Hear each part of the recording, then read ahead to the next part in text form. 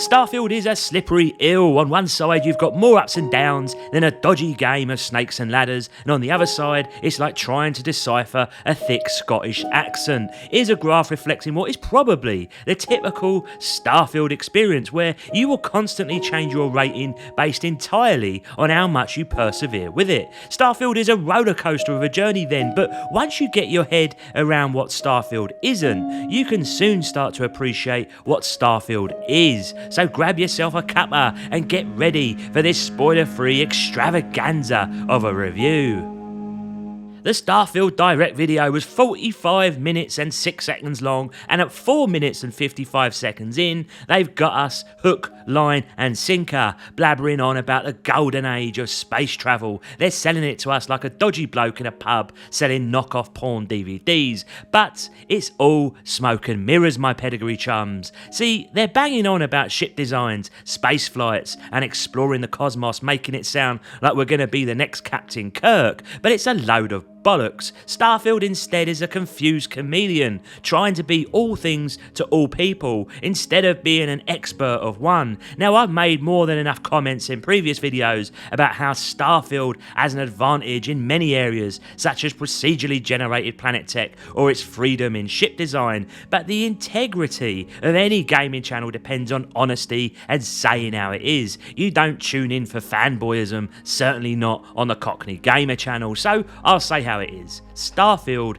is not a space exploration game. In fact, I would go as far to say that the space setting may actually hold back the potential of what this game strives to be. Starfield's way of introducing you to its universe ain't half bad. As promised, it's a no spoiler review, but I will say that whilst it's not as memorable as an opening as, say, Skyrim or Fallout, I don't think it's as bad as many of the early reviews stated either. Put it this way, it's the King Charles coronation versus being the Prince William wedding. But here's the kicker, the opening finishes faster than a nerd with a supermodel. You'd think they'd make a proper song and dance about giving you keys to your first ship, especially considering the hype they drummed up in release. Instead, Todd lad, he rushes you through, imploring you to go discover everything he's created, and the pacing early on is a bit of a mess, and that is where the first major issues with Starfield arise. My wife might disagree with me here, but sometimes something too big can be displeasurable. Starfield is simply too big. Todd Howard has gone for size over substance,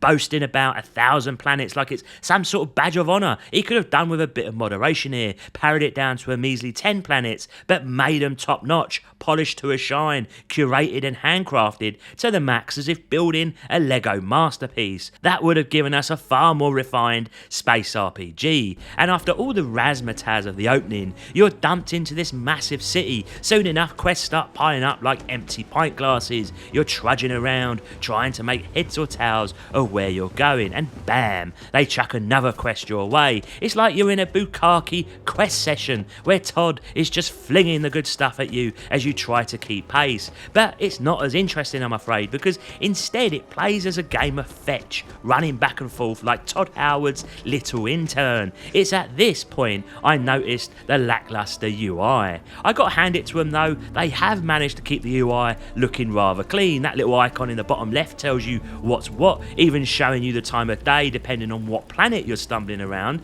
and they've got your oxygen and stamina levels sorted too. But then when you're trotting around a city or town, you'd think they would throw in a mini-map, right? Nah mate, you can't see a bloody thing here. It's like constant fog of war that makes you feel like you're auditioning for The Walking Dead, aimlessly walking around wondering where to turn next. It's bonkers to Reggie then that the design team didn't want to give us a proper way to navigate this massive world that they've built. And let's not get started on the inventory system. It's the same old Bethesda bullshit that's crying out for a mod to fix it. My son's toy box is easier to navigate than this. It's a shame the devs haven't figured out a way to make selling your gear, moving your stuff to the ship, or making junk for a quick sell-off far easier than it currently is. I'll say it again, with a game this colossal in size, we need the tools to get around it without tearing our bloody hair out. Starfield will get you proper vexed when you're trying to sort things out in the busiest parts of the game. So far I've been nothing but negative, but buckle in because here's where Starfield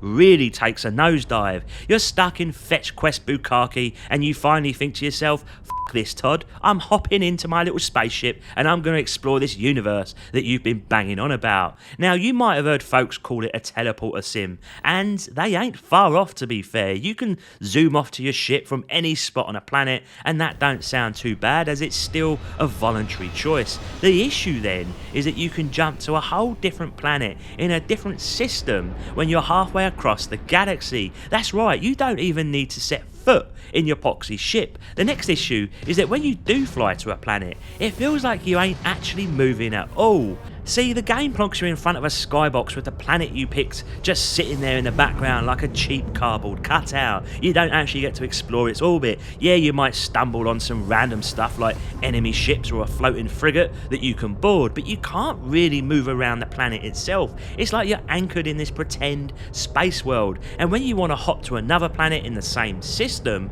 guess what? It's another fast travel trick, and you're staring at a skybox again. The last time I was this gutted was when the Queen died. I knew we weren't getting fancy stuff like seamless landing or atmospheric entry, and Todd even said he didn't think it was important for players. But this is like they slapped a space anchor on your ship. It shatters the immersion in every imaginable way, and it's a real shame because it ain't that tough to fix, or at least make better. To understand the point, I've got to show you this bit here where Reggie's about to hop from one system to the next, presumably using some sort of hyperdrive. The loading screen pops up kind of like what you'd see in Elite Dangerous, and they hit you with this short animated film, but instead of letting the loading screen do its thing and smoothly transition you to the next system, they slam you with a pitch black screen. You got the Starfield logo chilling in the bottom right just to remind you of your disappointment. Now, I got a beast of a rig here, so my loading screen to black probably lasts shorter than a cup of tea, but it still messes with the immersion, and you'll see this more times than I care to mention. Now check it out here. Reggie's done a little edit to show how seamless it could have been. No blackouts, just a longer load screen, kind of like how Elite does it when you're hopping systems via their warp screen. That way you don't get yanked out of your ship. It's a small tweak that could have made a world of difference, but there's more to it than just surface level gripes, something that most reviewers have missed completely. You see, once you pick your spot on the star map, you can actually cruise the universe without ever having to fast travel through the menus. You hit the A button on the controller and you're locked into the location, still in control without leaving your ship. From here you can hyperdrive it about the gaff, crossing star systems and traversing the galaxy. Sure, there's that load screen we talked about before and the shitty skyboxes, but this is the best way to play Starfield, to claw back some of the disappointment and experience all the little secrets that the space travel has to offer. Now let's have a chinwag about ships and how they handle, and truth be told, they ain't too shabby at all. Reggie's rocking the PC version, but what he loves is how he can just grab his controller and bam, the game recognises the inputs and what he's doing, and he's able to fly about the gaff. It's far easier than using the keyboard or mouse, that's for sure, and these ships glide around the place with some proper oomph, and they handle their speed changes nicely, get the right upgrades, and you'll feel the difference in how they handle. Now, managing the ship systems can be more complicated than trying to understand your missus when she's angry at you, especially when you're divvying up the power between individual weapons. Reggie ain't thrilled about it, but he's rolling with the punches. Space brawls ain't half bad either. You can click apart a ship bit by bit, leave it hanging by a thread, then swoop in for boarding and plundering. The whole experience is actually really satisfying, but here comes that bloody load screen again. This time it's loading a docking animation. Reggie's got one question for you, Todd, old mate. Why not make a little mini game out of it? Test our skills for some bonus XP and prove we're top-notch pilots. It's like Todd was playing hide and seek with the ship flying, making us do everything except what we actually wanted to do. And why in the world did they put in this brilliant ship builder when you can't even enjoy it to its fullest? You can lose hours creating your own ships, picking out just the right module and making some mental builds, but the space aspects are so poor that you can't help but see this as a wonky game design. Based on Reggie's super duper scientific chart from earlier, we're sitting here in the doldrums a few hours in, and Reggie was ready to chuck it all in and give the game a 4 out of 10 for pulling the wool over our eyes and not delivering on the space exploration hype. But he stuck with it, boys and girls, and Christ almighty, the haters of Starfield have this game sorely misunderstood. The first big positive comes in the form of gunplay. It's the bee's knees for the most part. There's a right treasure trove of weapons for you to sink your teeth into, and each piece packs its own punch, giving you a taste of different styles to choose from. Johnny Two Shoes was highly impressed here. They've even made weapons look proper fancy with some cracking animations and high fidelity models thrown in for good measure. Reggie's eyes were glued to the battles, where the last few enemies will try and do a runner and hide behind some shoddy tree or crate for cover, just like Frank the Mank did in the shootout of '88. Reggie ain't gonna lie, he didn't find it all that hard to deal with these baddies. Yes, it needs a touch of polish, but when it comes to gunplay, this is the best Bethesda's ever done, and it's right up there with the big guns, not falling flat on its face as we all feared. And the more rumbles you get into, the more you'll get a feel for the game. Reggie for one got a real kick out of nabbing a legendary weapon with all sorts of stats to boost his character, and in general terms the loot is as satisfying as any other game of this type. And where Starfield really shines is on the missions. While the size of it might make your head spin like a roulette wheel, and as I said, I reckon it's too big for its own good, the options it throws your way are as vast as the East End's criminal underworld. Reggie here found that the side missions, more than the main quest, gave him the most jollies. No spoiler lads, but there are factions to join, just like Skyrim, and each one has got its own flavour. You can rise through the ranks or pocket some sweet rewards. Reggie loves how one little mission can take you down a rabbit hole, branching off into a full-blown epic, and by the time it's all said and done, you're in for a cracking conclusion. As for the main story, it's a bit middling in its delivery, but right now, even on Reggie's playthrough, there are hundreds of quests still to tackle with no end in sight. It's the real deal. You could easily spend over 100 hours in this game and still have some side missions to mop up. Another feather in Starfield's cap is the lore. Reggie got a real kick out of uncovering the past wars, the different alien species, and how they've made their mark on the world, and the stories behind the factions. There's enough here to make it feel like a proper, believable universe. So let's have a butcher at the cities and towns, shall we? They're a bit hit and miss if you ask me. Some of them are as dull as dishwater, and the first one that you run into, the same one that you saw in the Starfield Direct video, is arguably the worst of the bunch. It's bloody massive, maybe just to show off how big the game is, or maybe Todd is compensating for something, but it's emptier than a lad's condom after passing out drunk on a city bench. There's no charm, no pizzazz, and it's as soulless as the NPC characters that are wandering the streets. But when Starfield dials things back a bit, when the scale isn't so bonkers, the level design really starts to shine. In the city here, it's like a cross between Cyberpunk and Star Citizen, a lively place teeming with vendors on every corner and characters you'll get to love and know. When things get cozier, the game hits its stride, and there are plenty of cities and towns that bring back memories of Skyrim and Fallout in terms of the level design. Reggie's got a gripe though, and it's about those loading screens. While he gets they are needed, he reckons they're a bit too short in places and too frequent at times. Too short, you said, Reggie? Well, let me explain. This transit system, for example, it serves no purpose other than to get on your tits. Even the cutscene feels half-assed, a grainy mess with low fidelity models cut halfway through the animation as if Todd is rushing you to the next place. And whilst Reggie can fast travel back to his ship anytime he likes, he reckons a lot of folks will miss out on the cracking locales the artists have cooked up here by taking this route.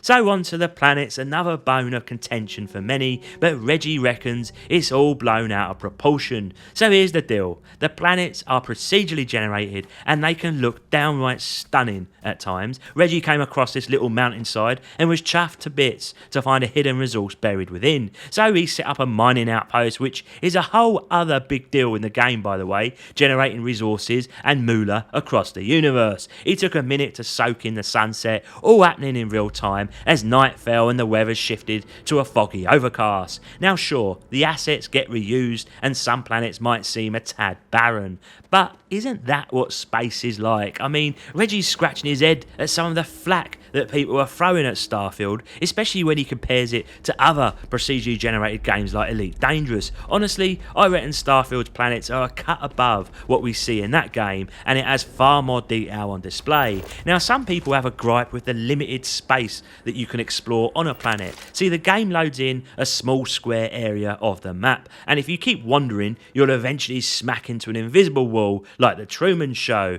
At that point, you have to hightail it back to your ship and re-land in a new section. But here's the kicker: in Reggie's 40-hour plus playthrough, he didn't encounter this issue once. Most of the exploration happens near your ship, with abandoned outposts nearby or some mining not too far off in the distance. This ain't a problem for 95% of players, but if you're the sort who likes to hoof it across a planet for 10 minutes straight without nothing but rocks to keep you company, then Starfield might leave you wanting. But Reggie reckons this whole thing blew up because some fanboys were looking for any chance to take a shot. If we want to aim critique at Starfield, let's do it to the parts that actually matter. And that brings us nicely to our next point on planets, and that is the lack of vehicles to actually roam about in. Todd and the gang seem to have missed the memo on what makes space and planets so bloody interesting. That is, exploring them. Reggie thinks part of it might be down to console limitations, but there's definitely some design choice mixed in here too. He just can't wrap his head around why they left out space buggies so that we can actually go about and witness the grandeur of their creations instead of just waltzing, because there really are some proper good landscapes to witness here. Our next big area to tackle is the graphics, which is a bit like the 1010 you pulled in the nightclub when you were hammered that time. She might look to treat then, but in the morning you're full of regret. First off, if you're playing on an OLED like Reggie, you'll be smacked in the gob by the wild artistic choice they made with the black levels in the game. Everything looks washed out and grey, and many of the cities just lack depth, making the whole scene seem flat as a pancake. Reggie doesn't understand why they thought this filter was a good idea. He even compared it to the Starfield Direct trailer, and it seems like this is indeed a design choice and not a bug. For a game set in space, you'd think they'd want to give the black levels just right. Todd, you utter madman. Then there's the water, looking like it's straight from the PlayStation 2 era. But it's not just that, it's the little details too. When you step out the water, your character isn't wet. There are no puddles, nada. Even weirder, in first person mode, your character doesn't cast shadows when in the light, but they will when in third person. There are loads of these little niggles that drag the whole look of the game down, and for a AAA game, expecting that level of polish ain't really asking for much. As for lighting, it's pretty lackluster overall. They could have created so much atmosphere, but instead it's all a bit flat. There's one planet that tries to set the mood, and Reggie ain't spoiling nothing when he says the vibe of the mission is one of horror. But then you look at this dog's breakfast of a lightning fork smashing into the ground. It looks proper wank, like a toddler drew it, and the lightning doesn't even light up the sky around it. Another example is this neon sign here, supposedly neon, but it's about as exciting as a lava lamp. The colours and graphical effects never really pop on the screen. Reggie can't put his finger on it, but even at 4K and ultra settings, everything seems a bit blurry to him. Even when he's looking at his ship's cockpit, nothing's sharp, and he'd love to see more detail. Weirdly though, the assets are there because in photo mode, they sharpen up nicely and look great. I'm not quite sure then what this is, if it's a simple fix, but it's not quite to his liking. It also makes him wonder, what the bloody hell did this game look like last year before they pushed back the release date? But in full transparency, that's all the negatives out the way, because for the most part, Starfield is an absolute looker. There are moments in Starfield that will take your breath away. You'll be strolling along down a walkway, glance up, and there's a ship coming into land, and it's better than anything Reggie's seen in any other space game. Its thrusters gently bring it home as its engines roar through the city. It makes me wetter than an otter's pocket. Reggie's also smitten by the real-time weather changes, unless they are of course scripted, and I'm just not noticing otherwise, and the day and night cycles based on each particular system are a joy to behold, and it's still packing plenty of detail. The tessellation is evident with the mud, and the stone walls are chock full of cracks and depth. The world details are absolutely spot on, and when you've used some items like onions or sandwiches, it's incredible how much love the artist put into them. Those smaller towns, they're full of knickknacks that breathe life into the place. They feel like they've been through war or are ridden with crime. And when you step inside a room, the interior designers have gone to town, creating environments rich with detail. They've even used volumetric fog to set the mood in some locations. Ships also look fantastic, and for my money have the best looking interiors of any space game. But when you mix everything together, the details, the landscape, the scale, the artistic direction, you have a game here that, yes, it has its faults, but is actually prettier and more stunning than the reviews are giving it credit for. The performance, however, well, yeah, that does does need a bit of work. Now Reggie's specs are up on screen and he's mainly been playing this at 1440p on ultra wide, which by the way is fully supported. He's getting between 60-90 frames per second at ultra settings, depending on whether he's in a city or not. Sometimes it will dip to 50 in the less optimised areas. However, for the sake of his videos, he always likes to record in 4K, and he has to admit it, the game struggles even on his rig. He had to drop settings down to high and he still sees drops into the low 40s. So he's got concerns for those of you on lower end rigs. Optimisation then is definitely needed here. However, I did play this on the ROG Ally at medium settings with FSR2 and 50% scaling, and I'm getting between 30 to 45 frames per second. It's a truly great game to play on the go. Character design is another area that could use a bit of a spruce up. Reggie's got to admit, these are the best looking characters he's ever seen in a Bethesda game, but that's not really saying much because they've never been known for works of art. Most of them look decent, but he was disappointed in the character's creation mode, which lacked a few options for him. For you perverts out there, you cannot change your PP size or your breast size. A few more options here and there would have done wonders, but a mod I'm sure is already out there that fixes this gratuitous mistake. Reggie did like the perk tree and the traits the game has to offer. No spoilers here, but you can select backstories that impact your playthrough too. The perks are interesting and have substantial effects on your playthrough, but they do feel a bit grindy at times. Once you select a perk, there's a mini level up mechanic where you can upgrade its potency by achieving key milestones. For instance, Reggie wanted to be able to run longer, but to upgrade that to tier 2, he had to complete tier 1, which in his case meant making his character run out of breath 20 times. What a load of nonsense, Todd. It's like a mechanic for the sake of keeping things grindy. Characters also seem a bit Ron Jeremy stiff at times, animations feel a bit stunted, and the lip syncing during conversations is okay, but it never quite believable enough. Overall, character design is average, but what isn't average is the sound design. The sound in Starfield